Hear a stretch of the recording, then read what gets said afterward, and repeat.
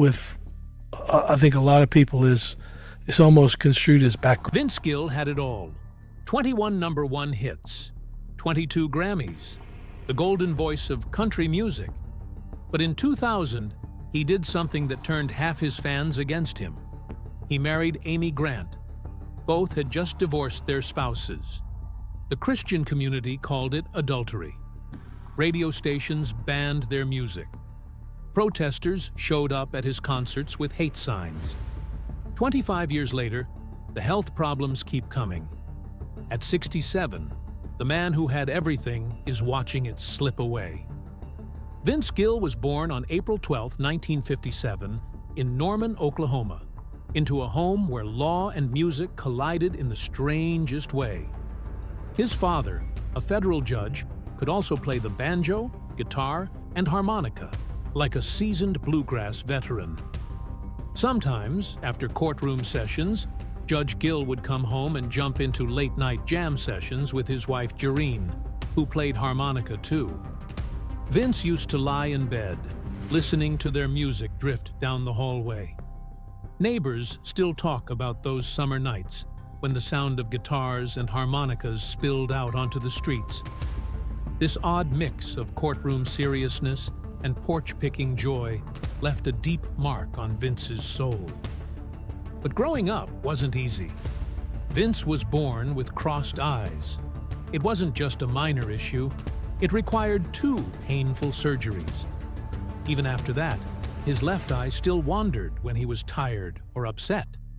He later admitted that he started wearing glasses not just to see better, but to hide the eye that made him feel broken. As a kid, classmates teased him so much that he started avoiding people altogether. Instead, he stayed home, locked in with his guitar.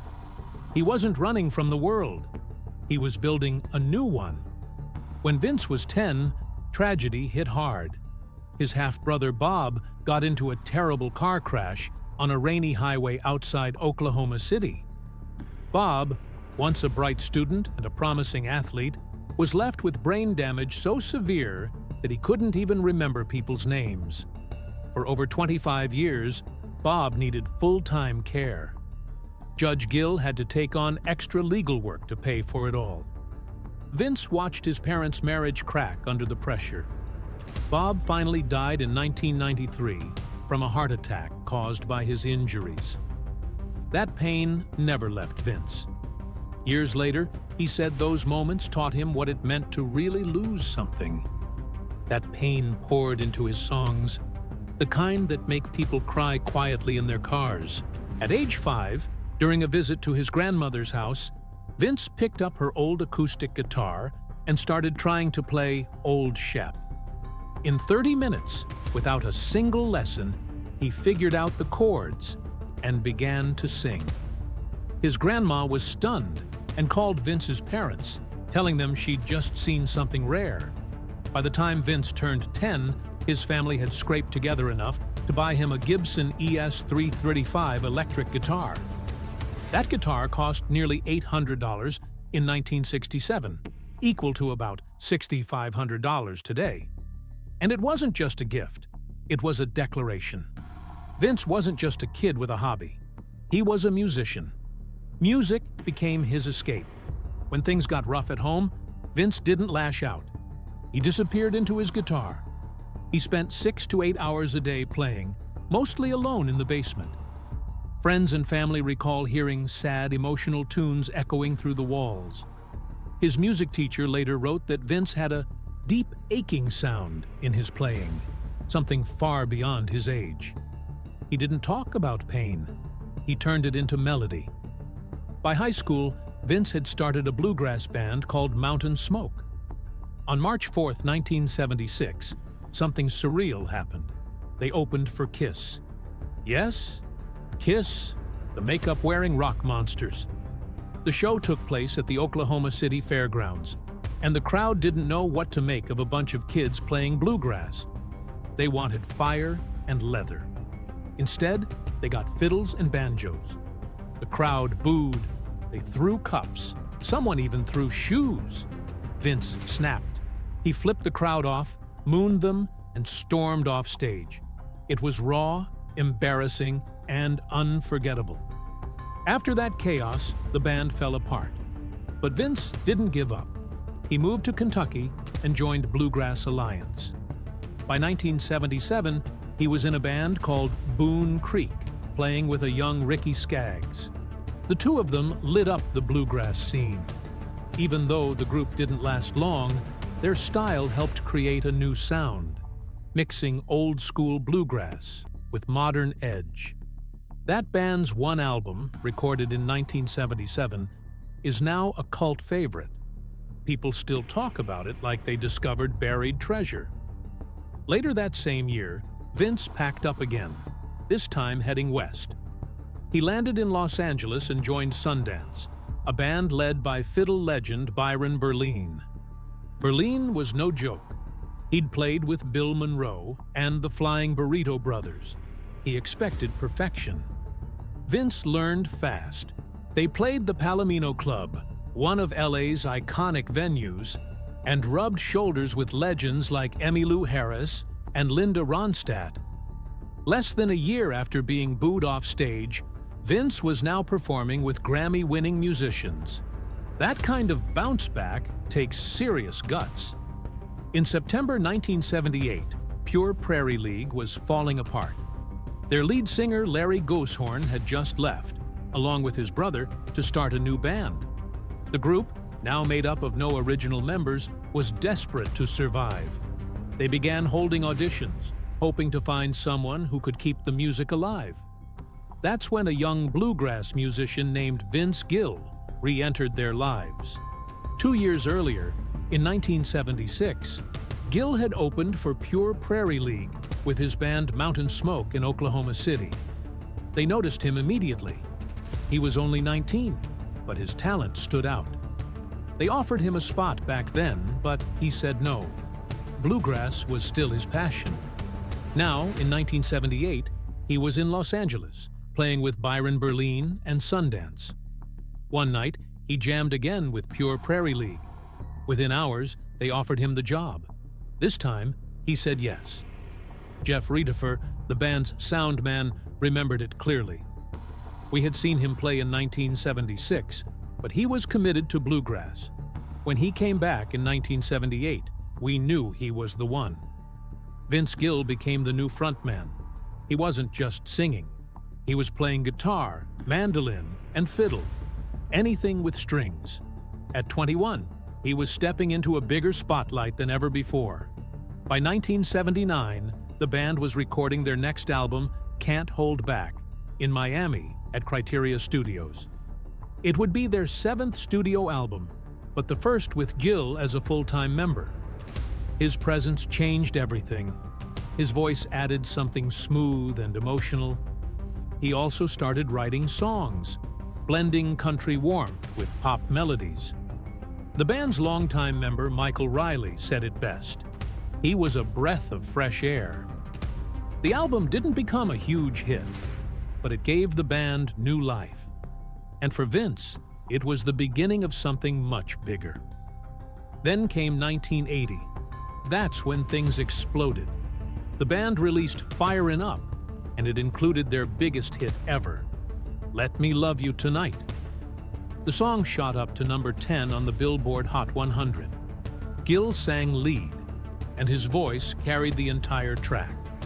They even brought in jazz legend David Sanborn to play saxophone. It was smooth, catchy, and fresh. Vince didn't stop there. He wrote I'm Almost Ready and 5 more songs on that same album. She's All Mine, You're My True Love, Lifetime of Nighttime, I'll Be Damned, and Janny Lou. The sound had shifted. It was now softer, more polished, and leaning into country pop. And Vince Gill was leading that change. But good runs don't always last. In 1981, they released Something in the Night. It had a minor hit, Still Right Here in My Heart, but the album didn't connect like the last one. Then, disaster hit behind the scenes. Casablanca Records, their label, went bankrupt and was sold to Polygram. The new owners dropped most of the roster, including pure Prairie League. Without a label and with disappointing sales, the band was stuck. Vince Gill and guitarist Jeff Wilson left in early 1982. Gill had already caught attention as a solo artist, and soon after, he signed with RCA Records. Pure Prairie League brought in Gary Burr to replace him, but the magic was gone. The momentum was lost. Vince's time with the band was over, but his solo journey was just beginning. During this same period, something else happened that would shape his life forever. In California, while building his music career, Vince met Janice Oliver. She was part of the country duo Sweethearts of the Rodeo. They started out as friends in the music scene, but things quickly grew serious. In 1980, they got married. 2 years later, on May 5, 1982, their daughter, Jennifer Jareen Gill, was born. In 1982, Vince Gill thought he was on the verge of something big. His song, "Let Me Love You Tonight," had gotten attention, and he felt sure his solo career was about to take off. So when Rodney Crowell invited him to join his band, the Cherry Bombs, Gill said no. He wanted to make it on his own. But the music world can be cruel. As the year went on, his momentum faded. His songs didn't chart. Gigs dried up. Confidence turned to doubt. By the end of the year, Gill was struggling.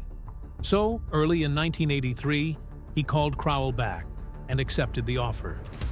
Joining the Cherry Bombs turned out to be the smartest move he could have made. This wasn't just any backup band. It was a powerhouse group of musicians, including Tony Brown and Emery Gordy Jr., names that would later shape the sound of country music. The band was on the road constantly, playing close to 200 shows a year. It was exhausting but educational. Gill sharpened his guitar skills, improved his stage presence, and made connections that would pay off for the rest of his life. He learned how to survive in the industry, not by chasing fame, but by playing the long game. That same year, Vince made a bold move. He packed up his life in Los Angeles and moved to Nashville with his wife, Janice, and their young daughter, Jennifer. It wasn't glamorous. Money was tight. They lived in a small rental house, and Vince took any job he could get. One of those jobs was playing guitar for Roseanne Cash, who was married to Crowell at the time. That tour in 1983 became his classroom. Cash's band was tight, polished, and demanding. Vince had to grow up fast, on stage and at home. Balancing fatherhood with late-night rehearsals and uncertain paychecks wasn't easy. But those months in Nashville made him tougher, sharper, and more focused. Meanwhile, Tony Brown, his old bandmate from the Cherry Bombs, was climbing the ranks in Nashville. By 1984, Brown had become head of A&R at RCA Records. He hadn't forgotten about Vince. He believed Gill had something special, and he started pushing hard behind the scenes. Brown pitched Vince's demos to RCA's Joe Galante, calling in every favor he had. His efforts worked. In early 1984, Gill landed a solo deal with RCA. It wasn't just about talent, it was about trust. Brown knew Gill could deliver, and he stuck his neck out to prove it. Vince didn't waste the chance. His first solo release, a 6-song EP called Turn Me Loose, came out in February 1984. 3 of the songs made it into the top 40. Victim of Life's Circumstances reached number 34. It wasn't a smash hit, but it was enough to get people's attention. Gill spent long hours in Nashville's Woodland Studios, recording with top session players. He didn't want filler tracks.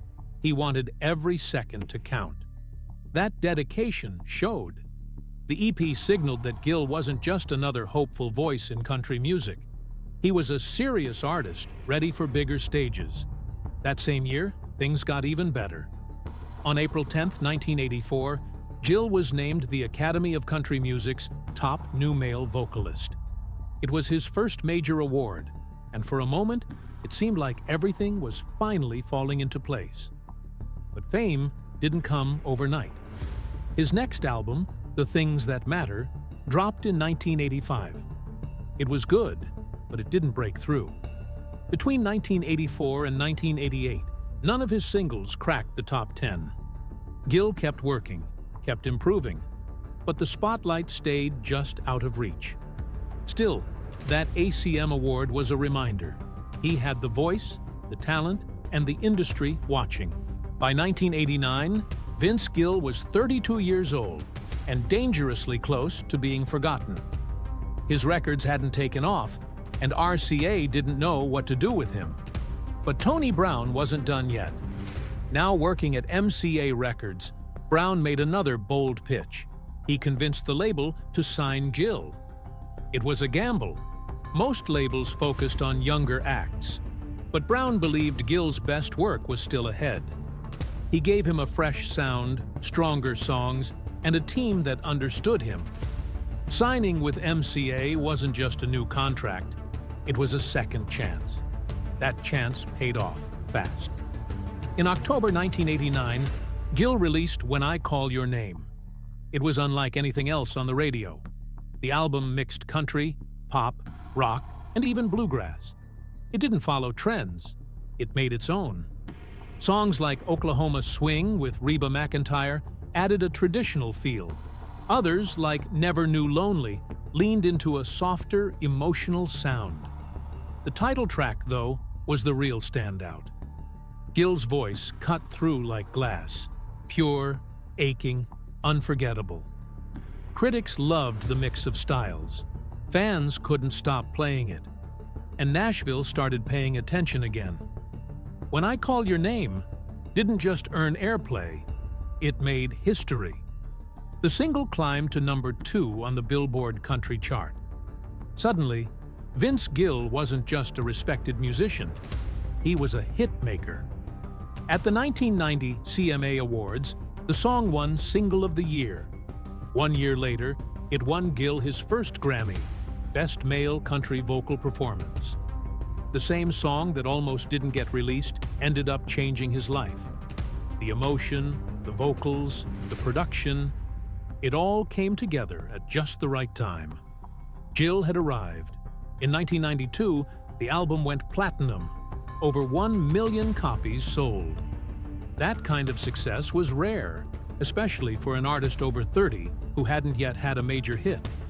The platinum certification wasn't just a number, it was validation. Radio couldn't get enough of his music. Concert promoters lined up to book him. Suddenly, the guy who once couldn't get a gig had become one of the hottest acts in country music. That record didn't just save his career, it rewrote it. And even with all that fame, Gill didn't pull away from others. He became one of Nashville's top session players. Big stars wanted him in the studio, not just for his guitar, but for his harmonies and feel. He worked with Reba again, adding vocals and guitar on her Sweet 16 album. He sang on Emmylou Harris's Bluebird. He helped shape Rosanne Cash's 1990 album Interiors. And in a surprising twist, Bonnie Raitt brought him in for her 1991 album Luck of the Draw. Gill could shift from country to rock to blues without missing a beat. Between 1992 and 1994, Vince Gill was everywhere. Country radio, award shows, sold-out arenas. His voice was the soundtrack of the time. In just those 2 years, he delivered 4 straight #1 hits. First came I Still Believe in You in 1992, then Don't Let Our Love Start Slipping Away, and One More Last Chance in 1993, and finally, Trying to Get Over You in 1994. Each song hit the top of the Billboard Hot Country charts, not by luck, but because Gill had found the perfect blend of old-school country heart and new-school polish. I Still Believe in You didn't just top the charts. It lived there, spending 20 weeks in the top 10. For country music, that was a power move. For Gill, it was the moment he went from respected artist to unstoppable star. By the end of the decade, things started to shift. In 1998, he released The Key, an album that sounded different because it was different. It was about the end of his 17-year marriage to Janice Oliver, and every track was laced with raw honesty. Songs like The Key to Life and Kindly Keep It Country stripped away the polish and showed a man dealing with heartbreak and change. The album pulled in universal praise. Critics called it his boldest work yet. It didn't match the sales of his earlier records, but it didn't need to. The Key wasn't just another hit. It was a turning point, the close of his biggest chapter and the start of something more personal. But Gill's private life wasn't just influencing his music. It was making headlines. In 2000, he married Amy Grant, the queen of Christian pop. She had sold over 30 million albums and won 6 Grammys by that point. Fans of both stars were stunned. Gill had just finalized his divorce in 1998. Grant had divorced her husband, Gary Chapman, in 1999. The timeline raised eyebrows. The two had met back in 1993 while still married to other people, and rumors of chemistry had followed them ever since. When they finally went public as a couple, it sent shockwaves through both the country and Christian music scenes. For some fans, it wasn't just gossip, it was betrayal. Grant's fan base, in particular, took it hard. She had been the symbol of wholesome, faith-based music for decades. Her songs were played in churches and youth groups. She wasn't just a singer, she was a spiritual icon. So when news of her divorce and remarriage hit, many of her Christian fans turned on her. Some radio stations even stopped playing her music. Others said they felt like they were mourning for her very soul. The backlash exposed something deeper: how fragile the pedestal can be when a religious figure dares to be human. Then, in 2013, the past came roaring back. Vince Gill was scheduled to perform at the Kaufman Center in Kansas City. Outside the venue stood a group of protesters from the Westboro Baptist Church. Their signs were blunt: God hates adultery, and Vince Gill took another man's wife. They weren't just picketing, they were attacking his marriage to Grant, years after the fact. Most celebrities would have ignored them. Gill didn't. Instead, he walked right up to them. Calm but direct, he confronted the protesters face to face. One of them shouted, "What are you doing with another man's wife? Don't you know divorce plus remarriage equals adultery?" Gill didn't flinch. "Jesus also said a lot about forgiveness, about grace," he shot back. "You guys don't have any of that." The moment was caught on video and went viral almost immediately. Fans praised his courage. Others applauded the way he handled hate, with truth and dignity. In 2020, Vince Gill went to a cardiologist appointment with his wife, Amy Grant. It was meant to be a routine visit for her, but strangely, both of them were flagged for further testing.